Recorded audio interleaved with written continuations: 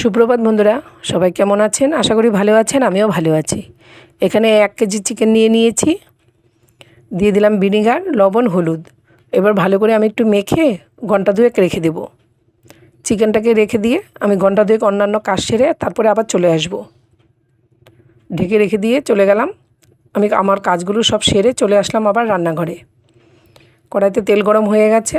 আমি কেটে রাখা আলুটাকে সামান্য লবণ দিয়ে একটু লাল করে ভেজে নামিয়ে নেব। তারপরে দেখুন, পাশের গ্যাসে একটা ননস্টিকের কড়াইয়ের মধ্যে তেল দিয়ে দিয়েছি। তার মধ্যে দিয়ে দিলাম পেঁয়াজ কুচি, আদা কুচি, কয়েক কোয়া রসুন, কুচানো টমেটো, পাকা লঙ্কা,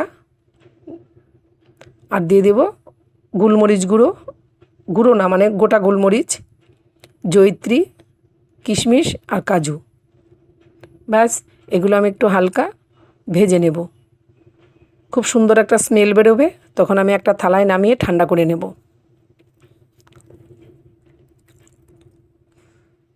আলুটা আমার ভাজা হয়ে গেছে, নামিয়ে নিচ্ছি। এদিকে মশলাটাও নামিয়ে নিলাম, ফ্যানের হাওয়ায় দিয়ে দিয়েছি, ঠান্ডা হয়ে যাবে এক্ষুনি। দেখুন, ঠান্ডা হয়ে গেছে। আমি একটা মিক্সি জারে নিয়ে নিয়েছি।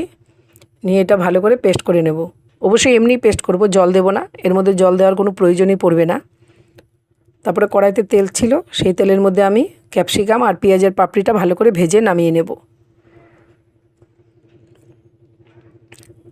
হালকা ভেজে নিয়েছি, এবার নামিয়ে নিলাম। এবার আমি কিছু মশলা ফোড়ন দিয়ে দিচ্ছি। তেজপাতা, শুকনো লঙ্কা, গোটা জিরে আর এলাচ, দারচিনি, লবঙ্গ সবই দুটো দুটো করে দিয়ে দিয়েছি। কুচানো পেঁয়াজ দিয়ে দিলাম, কুচানো টমেটো দিয়ে দিলাম, কয়েক কোয়া রসুনও দিয়ে দিলাম। দিয়ে ভালো করে একটু নেড়ে নেব। নেড়ে নিয়ে এবার কিছু গুঁড়ো মশলা অ্যাড করে দেব।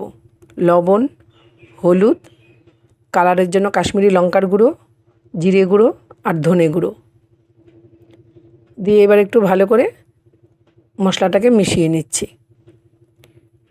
গ্যাসের ফ্লেমটাকে আমি লোতে রেখেছি, যেহেতু গুঁড়ো মশলা। দেখুন, পেঁয়াজ আর টমেটোটা নরম হয়ে গেছে। নরম হয়ে গিয়ে অনেকটা আলাদা হয়ে গেছে। আমাকে এর গুঁড়ো মশলায় আর জল দিতে হয়নি। যেই মশলাটা ভেজে আমি পেস্ট করে রেখেছিলাম, সেই মশলাটাও আমি দিয়ে দিলাম। দিয়ে এবার ভালো করে কষিয়ে নেব যতক্ষণ পর্যন্ত তেলটা আলাদা না হচ্ছে। দেখুন, তেলটা আমার আলাদা হয়ে গেছে, দেখতেই পাচ্ছেন। মশলা থেকে তেলটা আলাদা হয়ে গেছে। এবার ম্যারিনেট করা চিকেনটা আমি দিয়ে দিচ্ছি।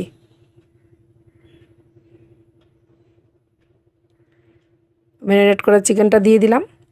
আমরা অনেক রকমভাবেই চিকেনটা ম্যারিনেট করে থাকি। কেউ টক দই দিয়ে, কেউ লেবু দিয়ে, কেউ আবার পুরো মশলাগুলো দিয়ে তেল দিয়ে ম্যারিনেট করে রেখে দেয়। এবার আমি ভেজে রাখা আলুটাও দিয়ে দিলাম।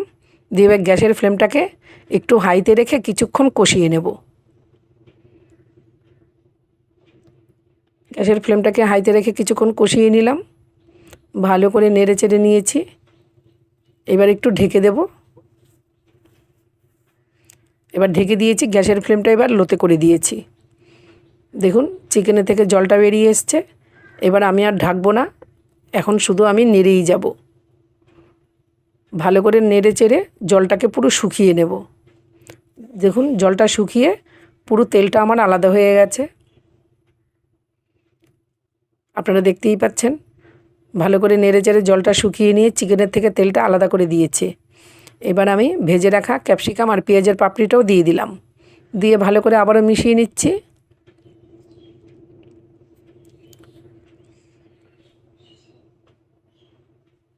পাশের ওভেনে আমি জল বসিয়ে রেখেছিলাম, সেই গরম জলটা আমি এবার দিয়ে দিলাম। জলটা পরিমাণ মতো দিয়েছি। আমি এই চিকেনটা আজকে একটু হালকা ঝোল রাখবো। এবার জলের সাথে ভালো করে আমি চিকেনটাকে মিশিয়ে নিয়েছি। লবণটা পরিমাণে একটু কম হয়েছিল বন্ধুরা, তাই আবার একটু লবণ দিয়ে নিয়েছি। আপনারা অবশ্যই লবণটা দেখে আবার পরিমাণ করে কম বেশি করে দেবেন। এবার আমি গরম মশলা দিয়ে দিলাম। গরম মশলা দিয়ে ভালো করে গরম মশলাটাও মিশিয়ে নিচ্ছি।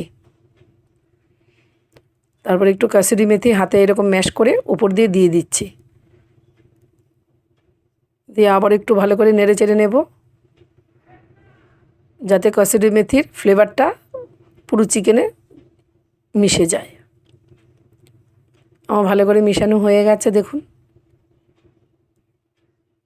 আজকে চিকেনের রেসিপিটা একটু অন্যরকমভাবে করলাম। যদি ভিডিওটা ভালো লেগে থাকে প্লিজ একটু লাইক কমেন্ট শেয়ার করে দেবেন। আমি একটা পাত্রে সার্ভ করে আপনাদেরকে দেখাচ্ছি। দেখুন নামিয়ে নিয়েছি।